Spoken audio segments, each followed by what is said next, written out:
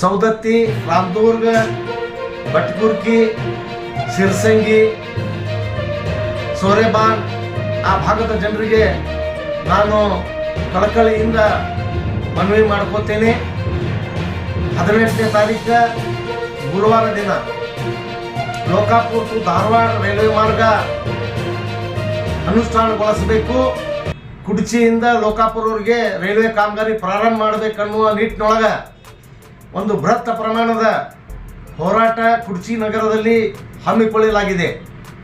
ಅದರ ಉದ್ದೇಶ ಈಗಾಗಲೇ ಮಾನ್ಯ ಜಗದೀಶ್ ಶೆಟ್ಟರ್, ಮಾನ್ಯ ಪ್ರಹ್ಲಾದ್ ಜೋಶಿ ಮತ್ತು ನಮ್ಮ ಉತ್ತರ ಕರ್ನಾಟಕದ ಎಲ್ಲ ಸಂಸದರು ಕೂಡ ಲೋಕಾಪುರ ಟು ಧಾರವಾಡ ರೈಲ್ವೆ ಮಾರ್ಗ ಆಗಬೇಕು, ಅಲ್ಲೇ ಇದ್ದಂಥ ಭಕ್ತಾದಿಗಳಿಗೆ ರೈಲ್ವೆ ಸೌಲಭ್ಯ ಸಿಗಬೇಕಂತ ಹೇಳಿ ಪ್ರಯತ್ನ ಮಾಡ್ತಾ ಇದ್ದಾರೆ. ಅವ್ರಿಗೆ ಧನ್ಯವಾದಗಳನ್ನು ಹೇಳ್ತೀನಿ. ಅದರಂತೆ ನಮ್ಮ ಹೋರಾಟ ಮುಂದುವರಿಯುತ್ತೆ.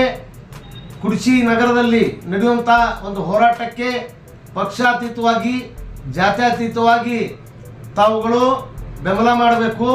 ತಾವುಗಳು ಆ ಹೋರಾಟದಲ್ಲಿ ಪಾಲ್ಗೊಂಡು ಕೇಂದ್ರ ಸರ್ಕಾರದ ಮೇಲೆ ಆ ರೈಲ್ವೆ ಮಾರ್ಗ ಅನುಷ್ಠಾನಗೊಳಿಸುವ ನಿಟ್ಟಿನೊಳಗೆ ತಮ್ಮ ಒಂದು ಸಹಾಯ ಸಹಕಾರ ಬೆಂಬಲ ಭಾಳ ಅತ್ಯವಶ್ಯ ಐತಿ.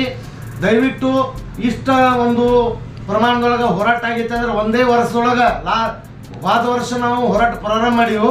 ಈಗ ಒಂದೇ ವರ್ಷದೊಳಗೆ ಕೇಂದ್ರ ಮತ್ತು ರಾಜ್ಯ ಸರ್ಕಾರದ ಬಾಯಾಗ ಇವತ್ತು ಸೌದತ್ತಿ ಯಲ್ಲಮ್ಮ ಇರ್ಬೋದು, ಸಿರ್ಸಂಗಿ ಕಾಳಮ್ಮ ಇರ್ಬೋದು, ಶಬರಿ ಕೊಳ್ಳ ಇರ್ಬೋದು ಮತ್ತು ಗೊಡಚಿ ಈರಣ್ಣ ದೇವರ ಭಕ್ತಾದಿಗಳಿರ್ಬೋದು, ಎಲ್ಲರ ಬಾಯಾಗ ಲೋಕಾಪುರ ಧಾರವಾಡ ರೈಲ್ವೆ ಮಾರ್ಗ ಆಗಬೇಕು ಅಂಥೇಳಿ ಬಾಯಾಗ ಬರ್ತೈತೆ ಅಂದ್ರೆ ನಾವು ನಿಮ್ಮ ಜನರ ಒಂದು ಸಹಕಾರ, ನಿಮ್ಮ ಸಹಾಯ, ನಿಮ್ಮ ಬೆಂಬಲದಿಂದ ಎಲ್ಲರ ಬಾಯಾಗ ಬರುವಂಗೆ ನಾವು ಹೋರಾಟ ಮಾಡೀವು. ಮುಂದಾದರೂ ಈ ಯೋಜನೆ ಅನುಷ್ಠಾನಗೊಂಡು ಆ ಭಾಗದೊಳಗೆ ರೈಲ್ವೆ ಅಡ್ಡಾಡುವವರಿಗೂ ನಮ್ಮ ಹೋರಾಟ ನಿರಂತರ ಇರ್ತೈತಿ.